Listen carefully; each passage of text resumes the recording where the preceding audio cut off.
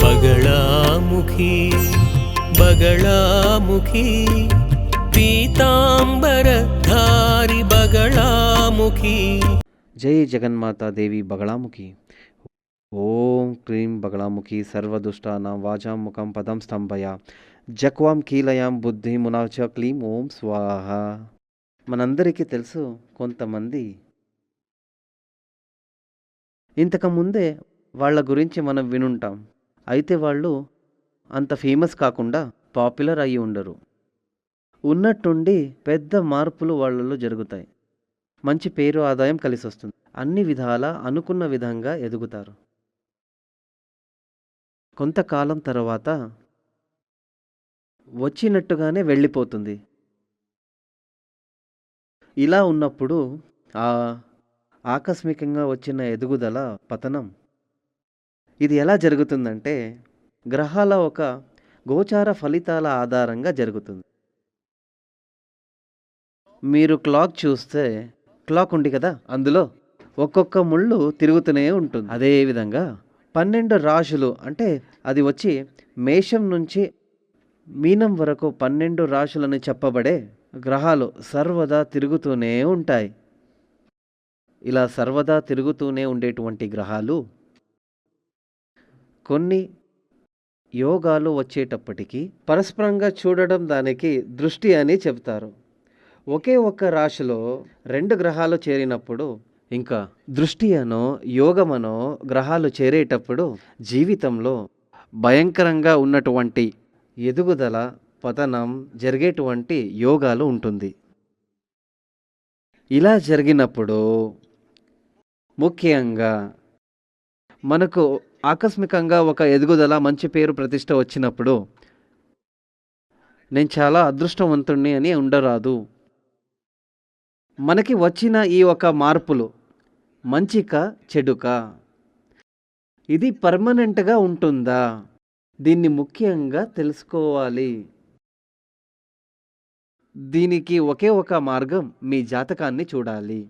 దిఢీరుగా మీకు ఒక అదృష్టం వచ్చిందంటే, పేరు ప్రతిష్ట వచ్చిందంటే, అలా అయితే తక్షణమే నాకు భాగ్యం వర్కౌట్ అయిందని మురిసిపోకుండా వెంటనే ఒక ఆచార్యవర్యులని చూడండి.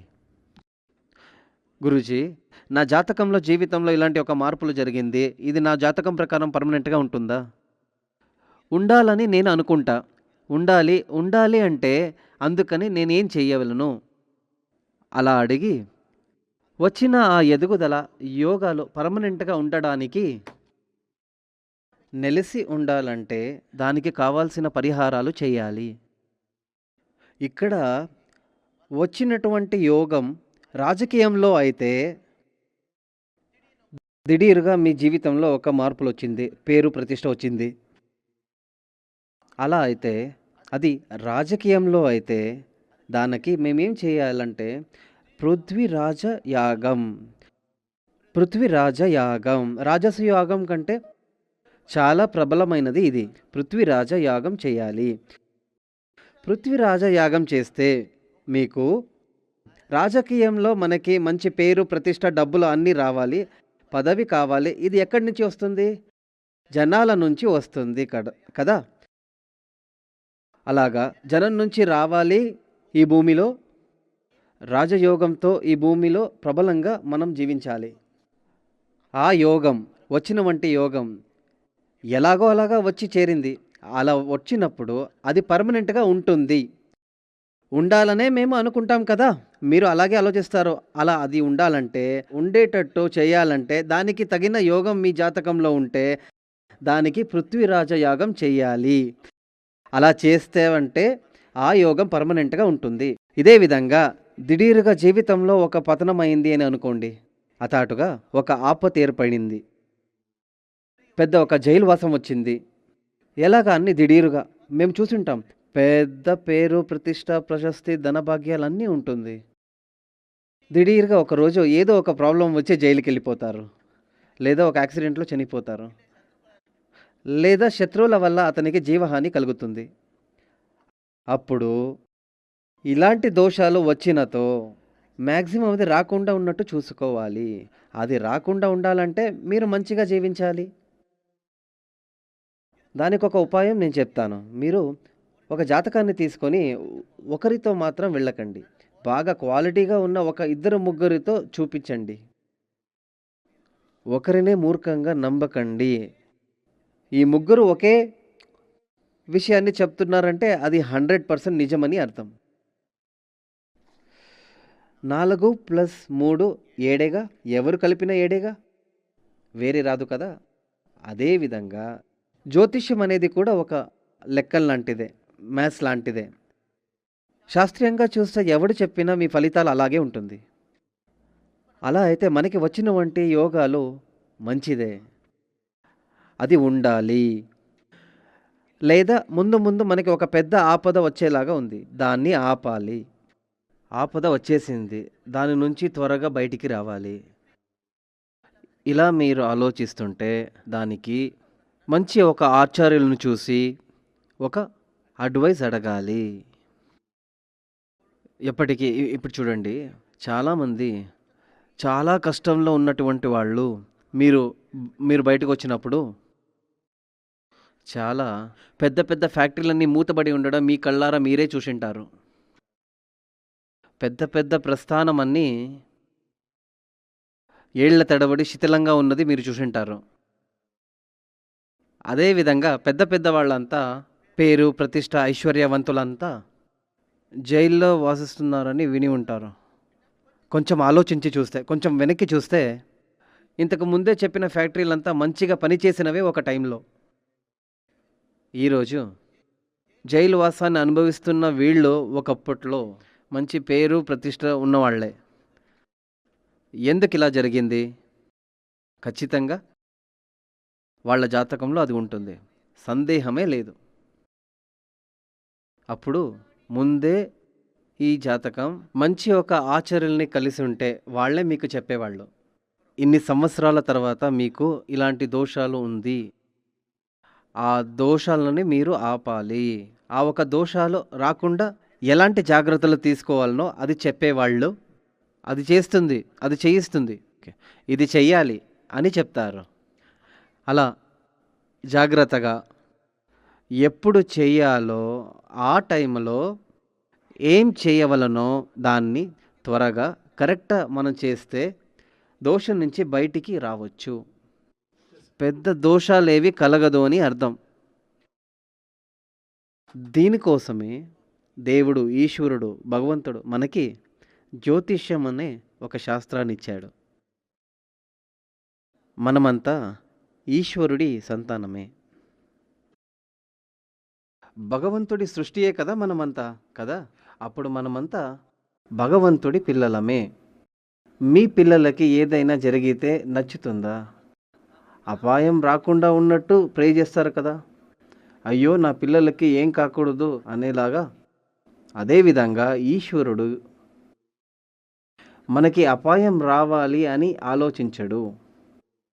కరుణామయుడైన ఈశ్వరుడు, దేవుడు, భగవంతుడు, అది అల్లావో, యేసువో, శివునో, బ్రహ్మనో, విష్ణువో, దేవో, ఎవరైనా కానీ భగవంతుడు, దేవుడు, ఆ దైవం కరుణామయుడై ఉన్నాడు. ఆ దైవం ఒక సృష్టియే మనమంతా, సకల జనాలు. ఈ జనాలంతా ఆపద లేకుండా సంతోషంగా బాగా బ్రతకాలి. అందుకనే భూమి మీద సకల సుఖభోగాలని భగవంతుడు కరుణించినది. రేపు వచ్చేటువంటి మంచి చెడు తెలుసుకునేగలిగే ఒకే ఒక మార్గం జాతకం చూడడం. ఇదో చూడండి, కన్ను ఉండేటిది మీ ముఖంలోనే కదా, మీ కళ్ళు ఉండేది మీ మొహంలోనే. కానీ మీ కళ్ళారా మీ ముఖాన్ని చూడగలరా? ఆలోచించి చూడండి.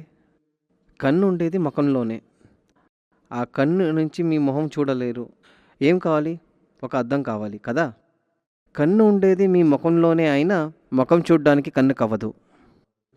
అదేవిధంగా అన్నీ నాకు తెలుసు, నేను తలిచినట్టుగానే నడుస్తుంది, అలా ఆలోచించకండి.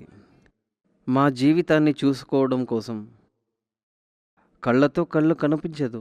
అదేవిధంగా మమ్మల్ని మనమే చూడాలంటే, కళ్ళు చూడాలంటే ఒక అద్దం కావాలి.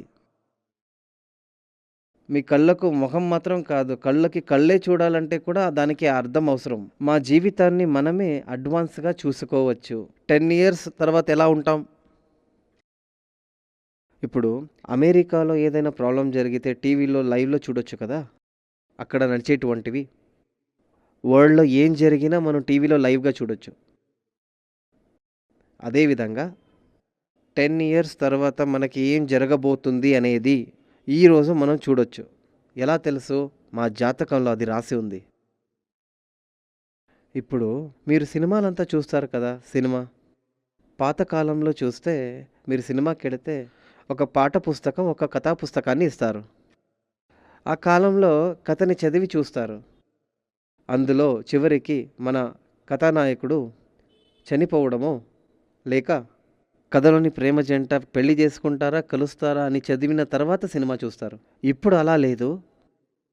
అప్పుడు అదే విధంగా మా జీవనంలో ఎలా ముగుస్తుంది, మన జీవితంలో ఏమేం జరగబోతుంది, దాన్ని భగవంతుడు అన్నీ ఒక స్క్రిప్ట్ రాసి ఇచ్చాడు. ఆ స్క్రిప్టే మీ యొక్క జాతకం. దీన్ని చేతిలో పెట్టుకొని మూర్ఖంగా నూతిలో పడకండి. ఇది నే చెప్పేది కాదు, మీరే చదివి చూడండి. జ్యోతిష్యం అనే శాస్త్రం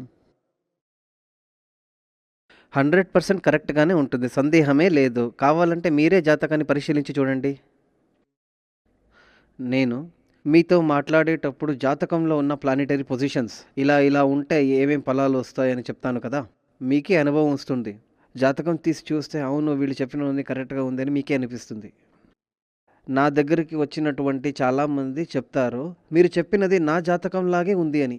నా జీవితంలానే ఉండింది. అందుకనే నా జాతకాన్ని తీసుకొని మీ దగ్గరికొచ్చాను. అలా చెప్తారు. ఇక్కడ చూడండి. మా మొహాన్ని చూడాలంటే మా మొహంలో కన్నున్నా గానీ కనిపించదు. అర్థం కావాలి. అదేవిధంగా మా యొక్క జీవితాల భవిష్యం అలాగే రాసి ఉంది మన జాతకంలో. కానీ దాన్ని చదవాలంటే తెలిసిన ఒక ఆచార్యులు కావాలి. లేదా మీకు తెలిసుండాలి. అప్పుడు జాతకం చూసి రేపు ఏం జరగబోతుందని తెలుసుకొని దానికోసం ఆ దోషాలన్నిటినీ ఆపేటందుకు మీ జీవితంలో అయ్యే దిఢీర్ ఎదుగుదల పర్మనెంట్‌గా ఉండేటట్టు చేస్తుంది. దిఢీరుగా మీ యొక్క జీవనంలో పతనం అది లేకుండా, ఎలాంటి ఒడదుడుకులు లేకుండా, ఆ ప్రాబ్లం లేకుండా ఆపగలగొచ్చు. అందుకనే 1000 రెట్లు తల్లి తండ్రి కంటే కరుణ ఉన్న భగవంతుడు, ఈశ్వరుడు జ్యోతిష్యం అనే శాస్త్రాన్ని మనకిచ్చాడు. మొహం చూడాలంటే అద్దం ఒక్కటే పరిహారం కదా! అద్దం లేకుంటే మొహం చూడలేం కదా! అదేవిధంగా మన ఫ్యూచర్ గురించి ఒకే ఒక్క మార్గం జ్యోతిష్యమే, జాతకం చూడ్డమే. ఇది మంచిదని తెలుసుకోండి. తెలుసుకొని అయితే ముఖ్యంగా ఒక విషయం చెప్తా. జాతకాన్ని చూసేటప్పుడు జాతకాన్ని తీసుకొని ఒక అహంకారంతో వెళ్ళరాదు. జాతకాన్ని తీసుకొని ఒక అహంకారంతో వెళ్ళరాదు. ఏం చెప్తారో చూద్దాం. ఆ విధంగా వెళ్ళరాదు. జాతకాన్ని తీసుకొని ముందుగా మీ జాతకాన్ని మీ ఇంటిలో దేవుడి ముందు పెట్టి, హే భగవాన్, నేను చూసేటటువంటి జ్యోతిష్యులు అక్కడ నా జాతకాన్ని అందులో గుణదోషాలన్నిటినీ వాళ్ళకి చెప్పేటట్టు జ్ఞానం ఇయ్యండి అని ప్రార్థించి తీసుకెళ్ళండి. ఇక్కడికైనా సరే, ఎక్కడికైనా సరే. అదేవిధంగా ఆచార్యులను చూసేదానికి వెళ్ళేటప్పుడు ఆకు, వక్క, పూలు, పళ్ళు ఇవే శాస్త్రాలు. అక్కడ దక్షిణమన్నీ ఇచ్చి ఆచార్యుల దగ్గర పెట్టి మీ యొక్క జాతకాన్ని వాళ్ళకివ్వండి. అప్పుడు ఆ ఆచార్యులు జ్యోతిష్యం అనేది ఆత్మశాస్త్రమే, ఆత్మీయ శాస్త్రమే. ఈశ్వరుడి కటాక్షం లేకుండా ఏ ఒక్క జ్యోతిషి అయినా జాతకం చెప్పలేడు. శాస్త్రం తెలిసినా కానీ, అయితే మనం విన్నాం కదా, ఎంబీబీఎస్ చేసిన డాక్టర్ అయినా కానీ మంచి రాశి ఉన్న వ్యక్తి అని చెప్తారు కదా కొందరు గురించి, కై రాశి ఉన్న డాక్టర్. అలా అయితే ఈశ్వరుడి కటాక్షం ఉన్నవాడు. అలాంటి వాళ్ళు వైద్యం చేస్తే త్వరగా గుణమవుతుంది. అదేవిధంగా ఆచార్యులు ఈశ్వర కటాక్షం పొందినవాడు అయ్యుండాలి. అలాంటి ఒక జ్యోతిష్యుడితో ఇవన్నీ ఇచ్చి, గురువే ఏమీ చెప్పదండి, మీ జాతకాన్ని ఇవ్వండి. అప్పుడు మీ యొక్క ఇబ్బందులని వాళ్ళే చెప్తారు. అద్దాన్ని చూస్తే మీ మొహంలో ఏమేముంది అన్నీ కనిపిస్తుంది కదా. అదేవిధంగా జాతకం ఎప్పటికీ దేవుడి నమ్మకంతో పరిపూర్ణంగా, ఏ అహంకారం లేని భగవంతుడి నమ్మకంతో, విశ్వాసంతో ప్రార్థించి ఆచరణలు చూడండి. మీ అన్ని ప్రాబ్లమ్స్ భగవంతుడితో అతను చెప్తాడు, అతను మీతో చెప్తాడు, దానికి పరిహారాలు కూడా చెప్తాడు. సరైన కాలంలో సరైన పరిహారాలు చేసినతో ఏ కారణానికైనా దోషాలు మనకి రాకూడదని మాత్రం కాకుండా, దిఢీర్గా వచ్చేటటువంటివి కానీ కాకొన్ని మీ జాతకంలో ఒడిదుడుకుల్ని, మాకు దోషాలు వచ్చినా కానీ వచ్చేటువంటి మంచి దిఢీర్గా సంభవించే గ్రహచారాలు, ఆ క్రమంలో గోచార ఫలితాల ప్రకారంగా వచ్చిన ఆ అభివృద్ధి పర్మనెంట్గానే ఉంటుంది. ఏ దోషాలు మిమ్మల్ని బాధించదు. జై జగన్మాత దేవి బగళాముఖి. సమస్త భక్తానాం సర్వాభీష్టం సాధ్య సాధ్య క్రీం ఓం స్వాహ. శ్రీ సూర్యమంగళం అద్వైత వేద విద్యాపీఠం కలియుగంలో అన్ని జన్మరాశి సమస్యలకు ఒకే ఒక్క పరిష్కార స్థలం. తాంత్రిక విధి విధానంలో జరిగే వేద యాగాల కోసం భారతదేశంలో ఏకైక వేదపీఠం. శ్రీ జగద్గురు ఆదిశంకరుల వరమైన అద్వైత వేద సిద్ధాంతాలను బోధించుటకు ఆదిగురువుల మార్గదర్శనంలో రాజగురు బ్రహ్మశ్రీ గురువాయూర్ శ్రీ శ్రీ సూర్యన్ నంబూద్రి స్వామివారు స్థాపించిన శ్రీ సూర్యమంగళం అద్వైత వేద విద్యాపీఠంలో వేదయాగాలను, తాంత్రిక పూజలను, జ్యోతిష్యం, గవ్వల శాస్త్రం మరియు వాస్తుశాస్త్రాలకు సంప్రదించండి. 7305442299. ముందస్తు అనుమతి తప్పనిసరి. శ్రీ సూర్యమంగళం అద్వైత వేద విద్యాపీఠం శ్రీ జగద్గురు ఆదిశంకరుల వరమైన అద్వైత వేద సిద్ధాంతాలను బోధించుటకు శ్రీ సూర్యమంగళం అద్వైత వేద విద్యాపీఠం ప్రధాన రాజగురువు ఆస్థాన్ విద్వాన్ బ్రహ్మశ్రీ గురువాయూర్ శ్రీ శ్రీ సూర్యన్ నంబూద్రి స్వామివారు మనతో ఉన్నారు. ఇటువంటి రాజగురువుతో ముఖాముఖి కొరకు ముందస్తు అనుమతి తప్పనిసరి. వివరాలకు సంప్రదించండి 7305442299 7305442299.